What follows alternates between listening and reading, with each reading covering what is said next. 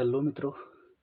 तो मित्रों आज हम बात करेंगे विल्सन थ्योरम रिलेटेड एग्जाम्पल के बारे में कि इससे रिलेटेड एग्जाम्पल एग्जाम में कैसे पूछे जाते हैं और उन्हें हम कैसे सॉल्व करें। ठीक है, तो देखिए पहला क्वेश्चन क्या पूछ रखा है कि find the remainder when 15 factorial is divisible by 17। हमें इसका रिमाइंडर फाइंड करना है। 15 फैक्टोरियल को अगर मैं 17 से डिवाइड करूँ तो मेरा जो रिमाइंडर आएगा वो क्या होगा। तो ऐसे क्वेश्चन जब एग्जाम में आएंगे ना तो उसे हम विल्सन थ्योरम से ही सॉल्व करेंगे। अब देखो ये होता क्या, मैं इसे एग्जाम्पल के थ्रू ही समझाऊंगा आपको कि ये इसका यूज़ कैसे होता है।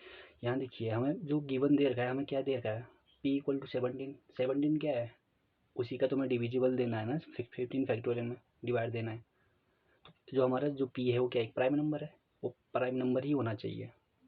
ठीक है, विल्सन थ्योरम कहता है कि हमारा जो उसका स्टेटमेंट हो कि if p is a prime number then हम इनका यूज़ कर सकते हैं, इनमें से किसी का भी। और ये किसका करना है, किसके अकॉर्डिंग करना हो, क्वेश्चन से ही पता चल जाएगा। ठीक है, अब यहाँ लिखा हुआ है कि हमारे पास है गिवन है p कितना है 17 और हमें डिविजल किस में देना है, डिवाइड किस में देना है 15 फैक्टोरियल। तो पहले इसका डिफरेंस निकालो, कितने का डिफरेंस है 15 और 17 में डिफरेंस कितने का है 2 का। और जब 2 का है तो हमें यहाँ पता है ना 2 वाला कौन सा है, इसी में तो 2 का डिफरेंस है।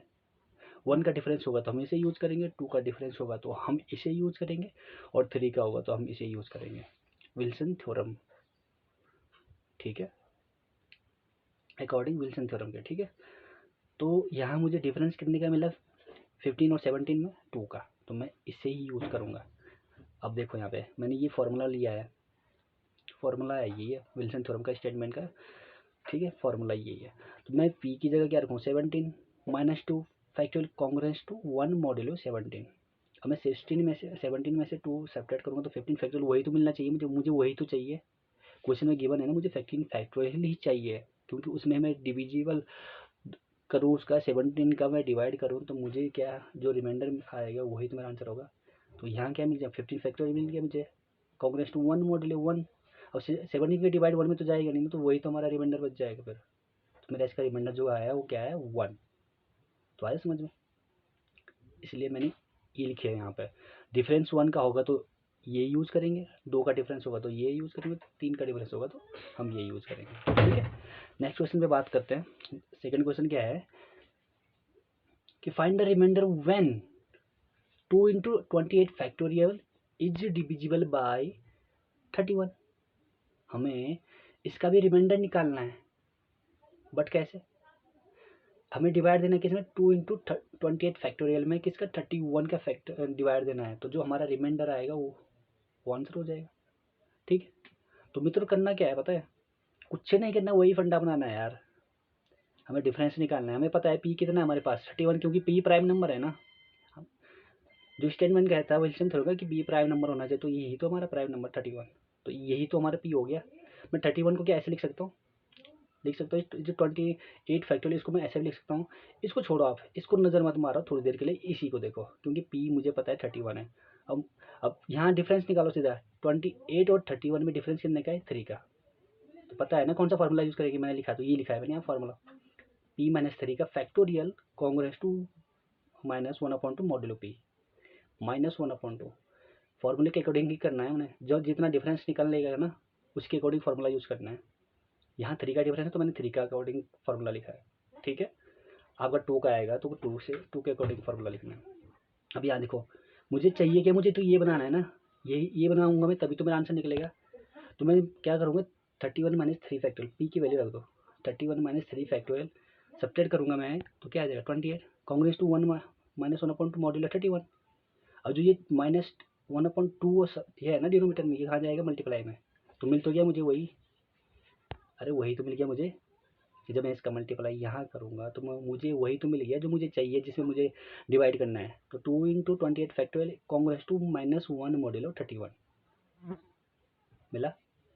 तो या तो मैं रिमाइंडर ये भी लिख सकता हूँ, मेरा रिमाइंडर यहाँ पे आ गया, या तो मैं ऐसा कर सकता हूँ 31 में से 1 सब्ट्रैक्ट जाएगा तो 30, तभी भी रिमाइंडर यही होगा क्योंकि इससे छोटा ही तो है, ये भी इससे छोटा है, ये भी इससे छोटा है। तो या तो ये रखो रिमाइंडर, या तो ये हो जाएगा रिमाइंडर, दोनों में से कोई भी हो सकता है। ठीक है, आप यहाँ पे भी छोड़ सकते हैं अगर अकॉर्डिंग ऑप्शन हमें ये -1 गिवन है तो यहाँ हम -1 टिक कर सकते हैं। अगर -1 गिवन नहीं है तो 30, इससे हम 1 कम करेंगे 30 आ जाएगा, क्योंकि वो तब भी इससे कम है। ठीक है, तो मेरा आंसर क्या आ जाएगा 30 रिमाइंडर। तो दोस्तों ये विल्सन थ्योरम से रिलेटेड मोस्ट इम्पोर्टेंट एग्जाम्पल थे। ऐसे ही क्वेश्चन पूछे जाते हैं, चाहे गेट हो, चाहे टीजीटी हो, चाहे पीजीटी हो, ऐसे ही क्वेश्चन पूछे जाते हैं। ठीक है, और आपको याद होगा मैंने पिछला वीडियो में बताया था, किसी वीडियो में मैंने करवाया था कि फाइंड द रिमाइंडर व्हेन 5 की पावर 11 इज डिविजिबल बाय 7। इसको इसको अगर मैं 7 से डिविजिबल कर रहा हूँ, इससे 7 से डिवाइड करूँ, तो मेरा जो रिमाइंडर आएगा क्या होगा। तो दोस्तों अगर आपने वो वीडियो नहीं देखा तो ज़रूर से देखिए, और इसका मुझे आंसर आप कमेंट कर दीजिएगा। ठीक है, मैं इसका आंसर आपको कमेंट में बता दूंगा। ये बता रखा है मैंने ये आपका रिवीजन के लिए डाल रखा है क्वेश्चन। ये